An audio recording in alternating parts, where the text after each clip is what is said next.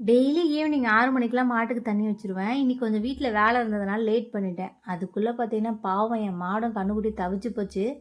கன்னுக்குட்டி பார்க்குற பார்வைய பார்த்தாலே எனக்கு ரொம்ப பாவமா போயிடுச்சு. ஃபர்ஸ்ட்டு எடுத்துட்டு போய் தண்ணி வச்சிடலாம்னு சொல்லி தண்ணி வச்ச உடனே பார்த்தீங்கன்னா, குடிக்க ஸ்டார்ட் பண்ணிருச்சு. பாதி பக்கெட் காலி பண்ணிருச்சு. சரி வீட்ல கழனி தண்ணி இருந்துச்சு. அதையும் எடுத்துட்டு வந்து ஊத்தலாம்னு சொல்லி தண்ணி எடுத்துட்டு வந்து ஊத்துனேன். அவ்வளோதான் வாயவே வைக்கல. இவரு எப்பவுமே வந்து தவிடு தண்ணி மட்டும் தான் குடிப்பாரு. மத்தபடி பச்சை தண்ணி, கழனி தண்ணி அதெல்லாம் குடிக்கவே குடிக்காது. சரி இத எடுத்து அப்படியே மாட்டுக்கிட்ட வச்சிடலாம் சொல்லி மாட்டுக்கிட்ட எடுத்து வச்ச உடனே பார்த்தீங்கன்னா, நல்லா குடிக்க ஸ்டார்ட் பண்ணுச்சு. அதோட தவிப்பு பாருங்களேன் எப்படி இருக்குது. கொஞ்சம் லேட் ஆன உடனேயுமே அப்படியே தவிச்சிக்கிட்டே இருந்துச்சா, சரி அப்படியே வச்சுட்டேன். அந்த இடம் ஃபுல்லாகவே வெறும் சாணியாக இருந்துச்சு. மாடு படுக்கிற இடம் தான் பார்க்கவே பாவமாக இருந்துச்சு. நைட்டு எப்படிடா மாடு இங்கே படுக்குன்னு சொல்லி அந்நாத்திக்கு வந்து ஒரு முறம் எடுத்து சாணி எல்லாத்தையும் க்ளீன் பண்ண ஸ்டார்ட் பண்ணிட்டேன்.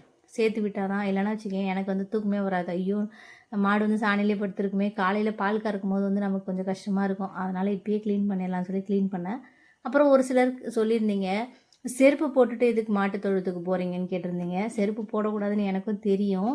வேறு வழி இல்லை. என் காலில் வந்து இந்த கோமியம் வந்து ஒத்துக்க மாட்டேங்குது.